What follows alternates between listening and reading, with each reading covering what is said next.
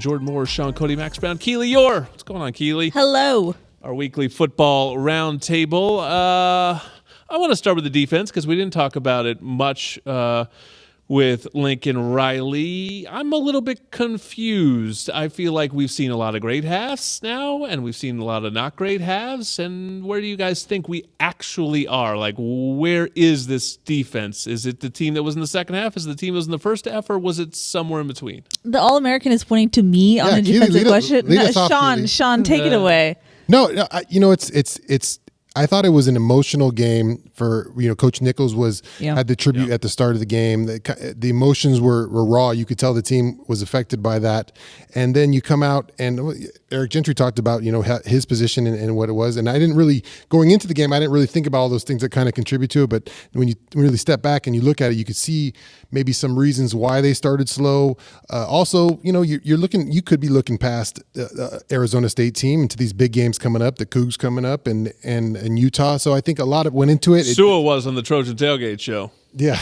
Well, I can tell you that much. Yeah. So he wasn't giving much credence to the opponent. No. But it's always, it's 20/20 hindsight. But you could maybe if you thought about it a little more, if we were more intelligent, we could have figured it out, I guess. I think this is the first game of the season where it wasn't like this is a test. USC's gonna, you look at that 1-3 record and you go, okay, this is the first time that we can kind of maybe take our foot off the gas a little bit. And like Shaun alluded to, Lincoln Riley actually mentioned after the game that like it weighed on the coaching staff knowing what they had ahead of them to honor Dave Nickel. And then just I think, like you said, Eric Gentry, I talked to him after the game and he was like, it was weird for me. It was weighing on me. And that's something where, we talked to Austin Jones and he's the redshirt senior, the mature guy who was like, nah, it didn't bother me. But for someone like Eric Gentry, that's going to weigh on him a little bit. So I think it was all of that. But then defensive coordinator Alex Grinch also talked about zone coverage. He didn't think that their zone coverage was that great on Saturday. And he pointed to the turnover margin that they had wasn't their best, if you will. Still came out all right on that front, but definitely different from what we've seen.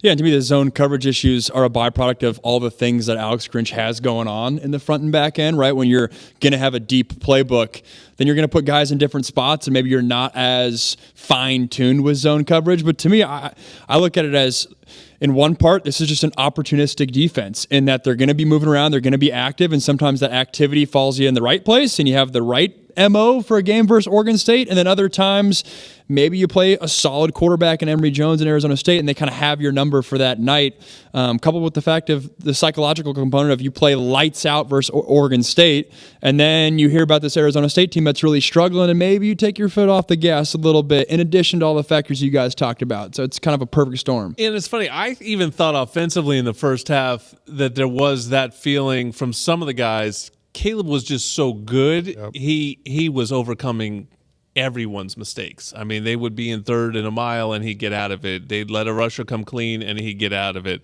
If there was anyone that jumped off the bandwagon after the Oregon State game on, we shouldn't let him back on because, I understand that he had one tough night in Corvallis.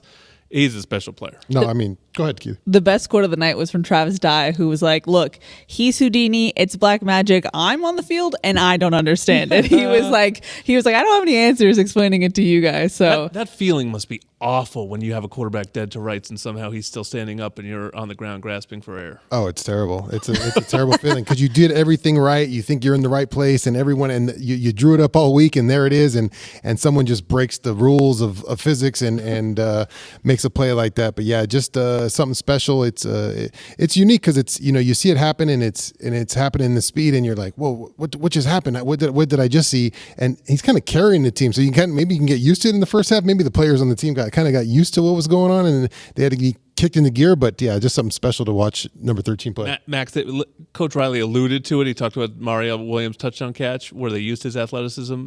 That play was unbelievable. He's on a dead sprint to the sideline, almost looking at the sideline, certainly not looking down the field or scanning the field, and just flips it about 30 yards. Mario Williams is just standing right at the heels in the back of the end zone.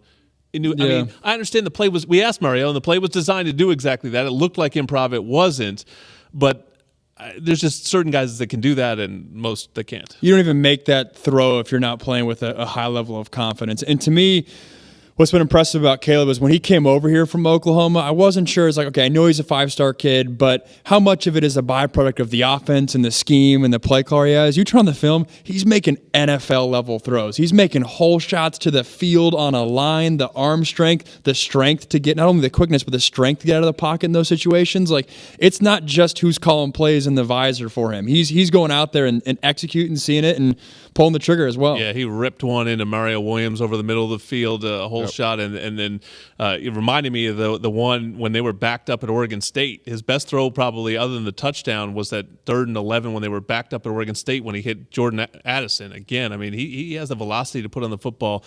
Cam Ward against Caleb Williams, pretty good this week, Keely. I know. It'll be interesting. I want to see this secondary against a Washington State team that obviously is known for throwing the ball. So I'm really curious to see how this one's going to go. Yeah, good matchup in the back end. I think this defense is kind of built, I think, for this kind of offense, though. I think when you think about Alex Grinch's defense, you think about a defense, and they've been strong on the back end.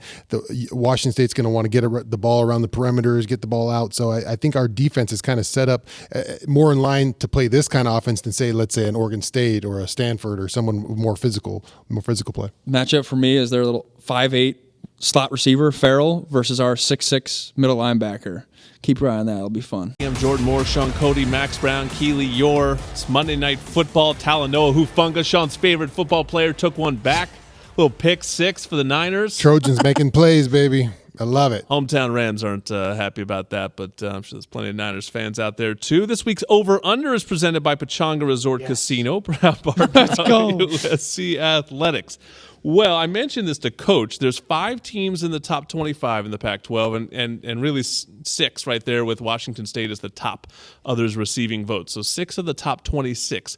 Over-under, 1.5 Pac-12 teams finish in the top 10 this season. 1.5. That's 2. Under. Over. You think I'm going to say so Keely? Well, you think Keely can talk. I always bet on Pac-12 cannibalism in the sense that at the end of the season, they just start taking each other down. So it's a good bet, although Max and I had this conversation. The schedule might not allow for Pac-12 cannibalism this year. True. That top chunk, a lot of them don't play each other. Including USC, which doesn't play Oregon, and Washington. Okay. Washington doesn't play USC and Utah. Yep. Utah, therefore, doesn't play Washington. And I think even if there is an element of cannibalism, I think there's enough teams that are going to be up there where even if one team does have that element, I think there's a world where you have an Oregon or Washington or UCLA or Utah like sitting right there on the teens that could bump up to the top 10. So I'm taking the over. Yeah, over 2. Yeah, I got 2. I got over 2 because over 1.5. But over the Pac-12 disrespect, though, nationally, you also have to factor in that. I don't think, and to your point, I don't think the 2 teams have finished in the top 10 since the Darnold Rose Bowl year. That would be USC, Colorado, Washington were all up there. I assume Washington finished top 10 that year, although they lost their bowl game. USC won its bowl game and obviously finished top 10 that year. Yeah, Washington was college football playoff. Yeah, so they must have finished top 10 that year. Yep. But I think that's the last year. So to your point, sounds about right. It's not like a normal thing that's happening these days yes, in the yes, league. yes. So good year in the league, good Pac-12 game on Saturday. Want to give a shout out to everyone in our crew. There's a lot of people that make Trojans Live happen. Thank you to all of you hanging with us every Monday night, making us look good, just keeping us company, laughing at Shaun's jokes. It means a lot to us. And Rick Cutler, who we have back in the studio tonight, Rick?